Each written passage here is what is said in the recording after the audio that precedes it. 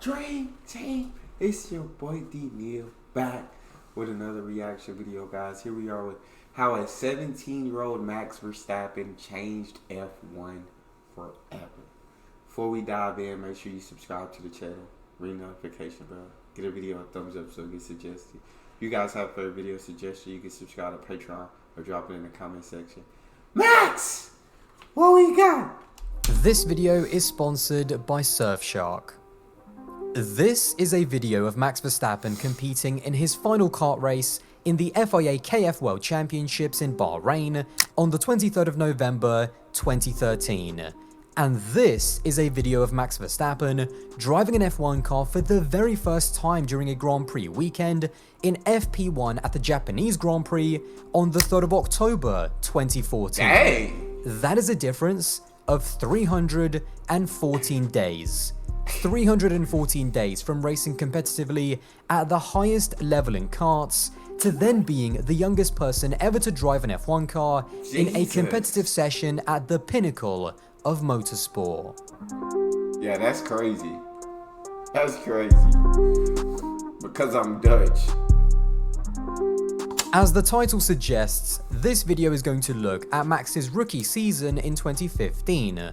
But if you're interested in finding out about his very short but still phenomenal junior career, then I thoroughly recommend checking out a video that Josh Revel made a few months back, which I'll have linked below.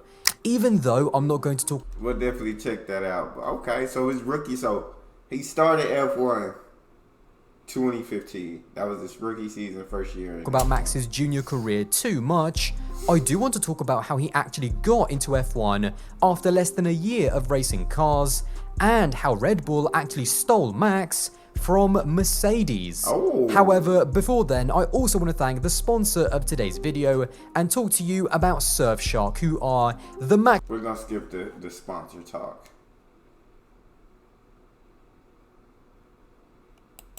In 2014, Max was in his first ever season of racing cars, jumping straight from karts into Euro Formula 3. He had so much natural talent that his lack of experience and age was basically meaningless. During the mid-portion of the season, he went on a ridiculous run of form, winning 6 races in a row. Jesus. At this point within Formula 1, Max Verstappen was hot property, with 5 different F1 teams looking to sign him onto their junior program, which included Mercedes, Red Bull, Ferrari, McLaren, and Renault. He was also starting to show an exceptional gift for driving in the rain, and it was one of his incredible wet weather performances which first caught the eye of a certain Helmut Marko. There was a race at Norris Ring, which is a tidy circuit in Nuremberg, and in the wet he was around 1.5 to 2 seconds per lap quicker than anybody else in the field. That's crazy. And there was clear there is really something very, very special. That's crazy. 1.5 to 2 seconds faster than everybody else every lap, bro. Like, special driver in the wet. And then Max is just special, bro. That's the word to describe Max, special. It was that run of 6 straight wins in Euro F3 at the age of 16 that basically began a bidding war between the teams to sign Max. In the end, it came down to Mercedes and Red Bull, and there were reports that in the lead up to the 2014 German Grand Prix, that Max had met with Helmut Marko, but had decided to sign with Mercedes. Helmut and Red Bull were losing Max, and at the time, this wasn't a crazy decision. Mercedes had just started their hybrid era dominance in 2014 and looked like the team for the future. Mercedes was going crazy out there. Mercedes was going dumb. While Red Bull, whilst still being a top team, they had countless other Red Bull junior drivers that Max would still have to fight against in Formula 3 or Formula 2 for even a chance to get to Formula 1. Helmut Marko knew this, but he also knew instinctively that Max wasn't just a good young driver, he was generational with off-the-scale levels of natural ability and potential. He needed to make one last push to snatch Max from Toto's and Mercedes' grasp by giving Max the ultimate prize immediately. a seat in Formula 1. That's crazy. We were talking about Formula 2 or GP2, what it was at this time, or GP3. And I got the opinion, we don't need all that. So I called in the morning Jos and said, Jos, forget everything. We do Formula 1. That's crazy, However, bro. You got to take a gamble. You got forget the Formula 2, forget Formula 3. Hey, we got a seat ready for Max right now. F1. He signs with us, he's in F1. That fast. That's hard to pass up. That's hard to, that Red Bull made him an offer he couldn't refuse. We forget now because of what Max managed to achieve at such a young age, but Max at 17 wasn't exactly welcomed into F1 with open arms. Two-time F1 World Champion Mika Häkkinen said, "It's too young because in F1, the risk is high. In F1, you don't go to learn, you have to be ready. F1 doesn't allow you to do too much learning." 1997 F1 World Champion Jacques Villeneuve, who's never short of an opinion himself, also had a classic Jacques Villeneuve take by saying, "Do Red Bull realize they're putting a child in Formula 1? I do not doubt that he is fast, but he has no experience. Before you are fighting against the lives of others, you have to learn, and it's not F1's role to teach." However, you can't pass up on a once in a generation, a generational type talent. You got to do whatever you got to do. It sounded like Red Bull was losing him. They had to give him a seat in F1, and it looks like it was a big risk that paid off with a big reward. Now that Max is legit dominating everything, but sometimes everybody else might not understand what you're doing. You feel me? But they didn't understand who Max Verstappen was. there was another man that had a very interesting take, and that was Fernando Alonso. The reason why I also want to read out what Alonso said back then is that even in 2022, Alonso himself still faces similar criticisms about his age, but obviously in the other direction with people questioning whether or not he's too old to be in F1. Since his return in 2021, he's always maintained that performance should be the ultimate metric and not a person's age. And here's what he said about a 17-year-old joining F1. "I think it's just one number on your passport, the age. At the end of the day, you need to be ready for the challenge and be ready for Formula 1. Some people are ready at 17, some people are ready at 28. That is what we don't know." Facts. So before saying anything, we need to see how Verstappen does next year, and after 6 to 8 races, we can see if he's ready or not. But at the moment, anyone is ready. Perfectly said. Perfectly said, Fernando. Max Verstappen was also unique in the fact that his debut forced the FIA to change their rules on granting young and inexperienced drivers a super license so that they can actually race in Formula 1. Oh, wow. From 2016, the FIA made it mandatory for drivers to be at least 18 years of age, and they also introduced the super license point system, which gives drivers points off the back of what they achieved in junior formula. What this also meant is that unless the FIA changed their ruling at some point in the future, Max Verstappen might stay as the youngest F1 driver for a very, very long time, if not forever. Max Verstappen would make his F1 debut in the Toro Rosso team, which of course is designed to give promising Red Bull juniors a chance. He would be part of an all-rookie driver lineup alongside Carlos Sainz Jr., who, like Max, was also the son of a famous racing driver. I rock with Carlos Sainz, bro. Carlos is cool. With Carlos Sainz Sr. From the very beginning of the season, it was also very obvious that the Toro Rosso STR10 was a pretty decent midfield car. It had the pace outright to be in Q3, and it also gave the rookies an opportunity to score semi-regular points if they could maximize the performance of the car. Now, when it comes to Max's first season, I'm not going to go race by race. Instead, I'm going to pick out specific races, both good and bad, which I think defined Max's rookie season. The first 2 races, however, that I am going to talk about are going to be the first 2 races of the season, back to back. Coming into the season opener in Australia, there was a lot of eyeballs on Max, and whilst he would look completely comfortable as an F1 driver at 17, which already proved a lot of people wrong, it would be a frustrating false start. He qualified in P12 on his debut with Sainz in P8, and despite having a really good race where he got a great start, avoiding the first lap chaos of a spinning Maldonado, surprise surprise, and even getting his elbows out and passing the Force India of Nico Hülkenberg on the opening lap, he would have to retire on lap 34 with an engine issue, whilst running in P9, looking almost certain to score points on his Grand Prix debut. Even just that... That sucks, bro. As I've been watching this show, the Formula 1 show, bro, like, you start to see, like, how many freaking... There's, like, an engine failure, or the engine's overheated, or front wing fell off, or, you know what I'm saying? There's so many problems. Cars losing power. There's so many problems that happen that are just completely out of the driver's hands that, like, I legit did not know until I started watching the show. And I'm like, my God, like, every race, it seems like at least 3 or 4 racers are, like, having problems with the car. And I'm like, Jesus. But when you think about, like, the speed that these cars are performing at for so long and all these laps, it's like, of course it's going to be hard for the engine and all this stuff to be able to handle this speed for so long. But, gosh, just watching, I'm like, Jesus. At first, when I see, like, drivers in the back of the pack, like, I'm thinking, these drivers just aren't as good as the rest of them. But now, as I'm, like, watching the show, you do see, like, some cars are just legit way faster than others. Some teams can pour $600 million into the car, into their staff and everything, while other teams only have, like, $140 million to put in everything. So, budgets completely different. And so you might be an incredible racer just in a subpar car. So, you know what I'm saying? That's why I say Max, I feel like is the best racer, but also the best car. Lump that together right now, and you got domination.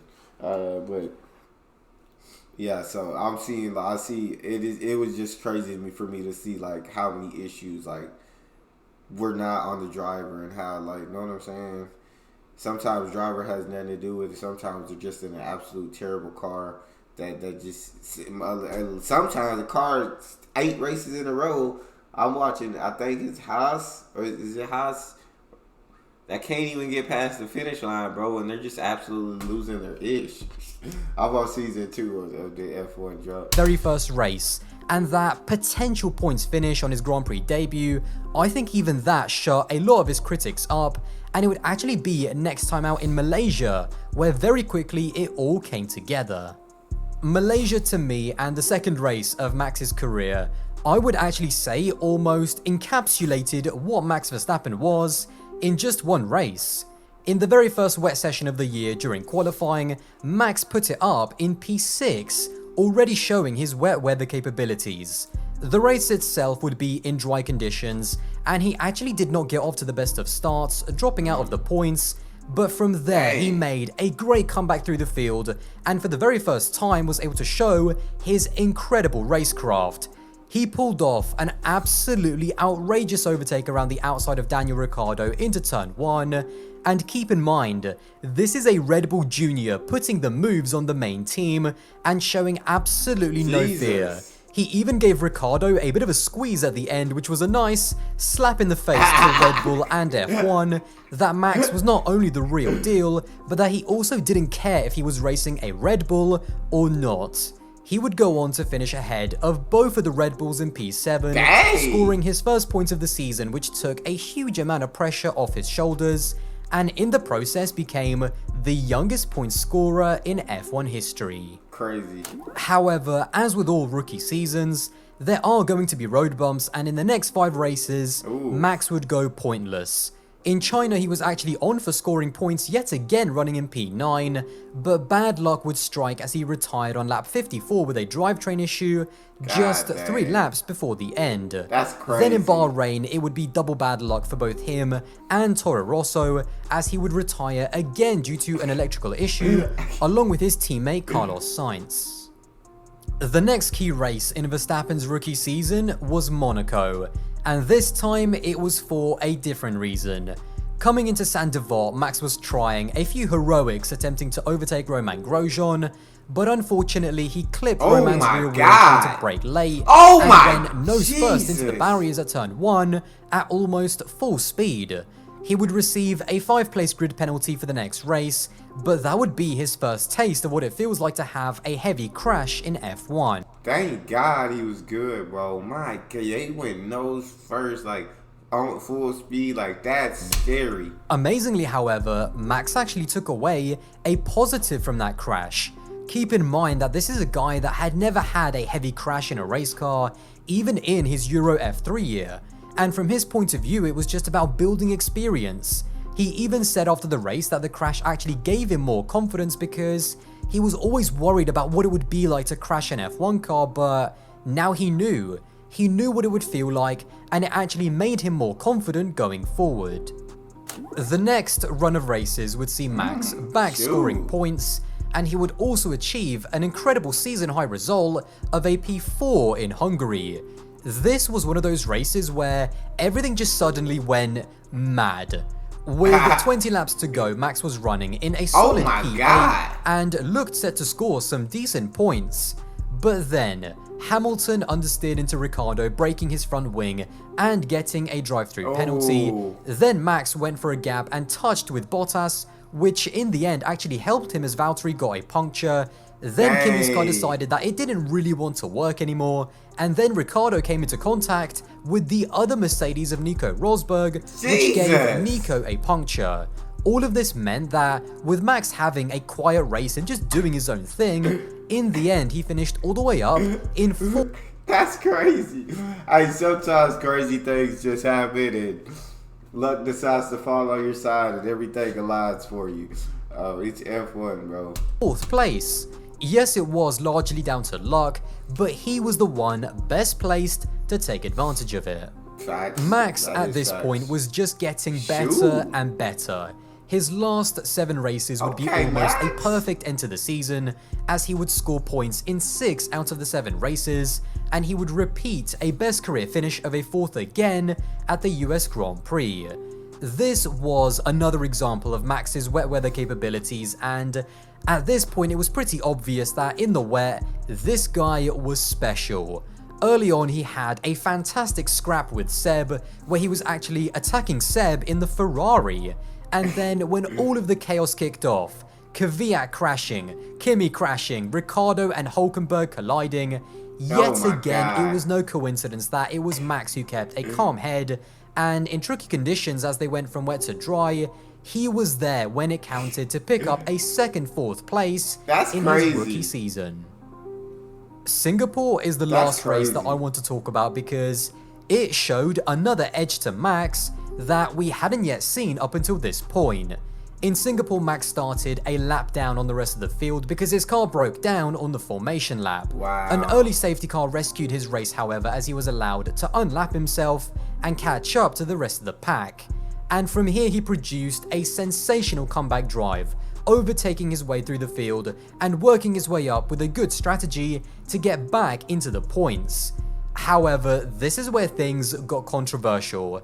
Max was given a team order late on in the race to hand his position over to Carlos Sainz so that he could try and attack the car ahead.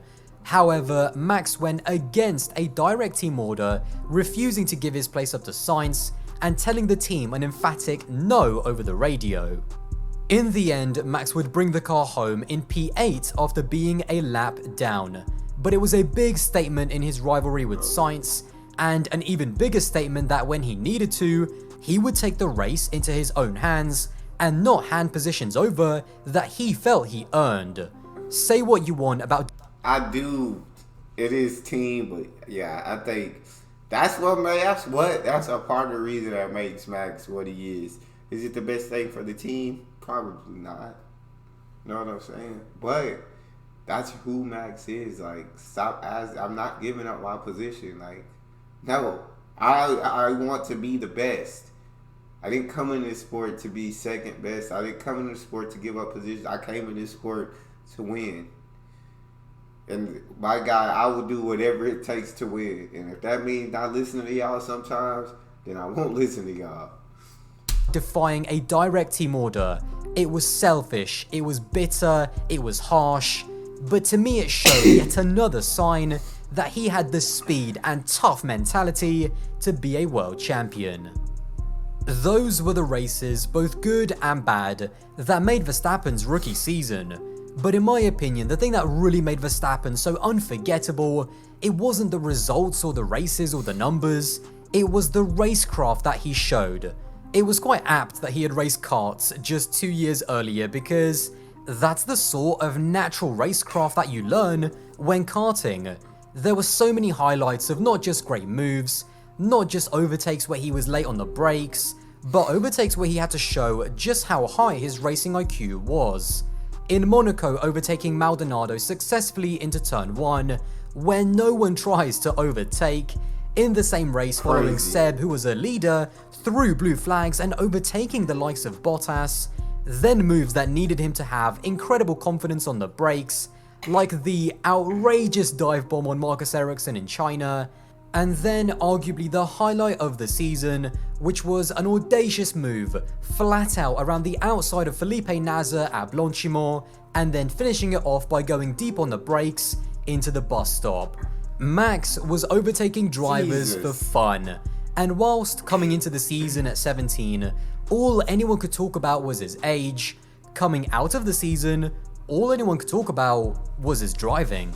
That's crazy. There was also an amazing irony to Max and the way F1 and the FIA perceived him.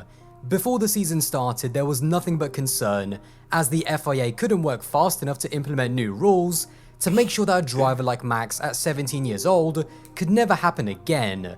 But then, by the end of the year, they couldn't give him enough praise, as he won 3 different FIA awards for Action of the Year, Personality of the Year, and of course, the Rookie of the Year award as well.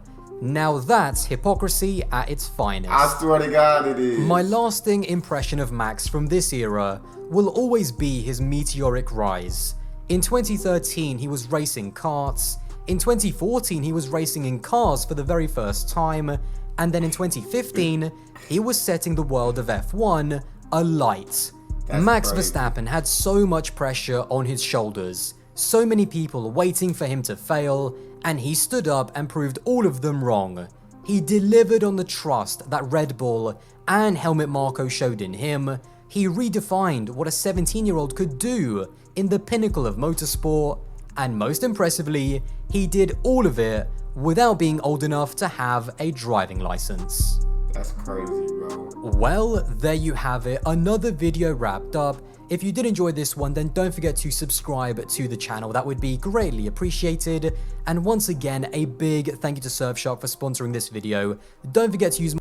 That's Max Verstappen, bro. The absolutely sensational driver that he is. That's all we got, man. You guys got a favorite video suggestion, you can subscribe to Patreon or drop it in the comment section. It's your boy DTN, out.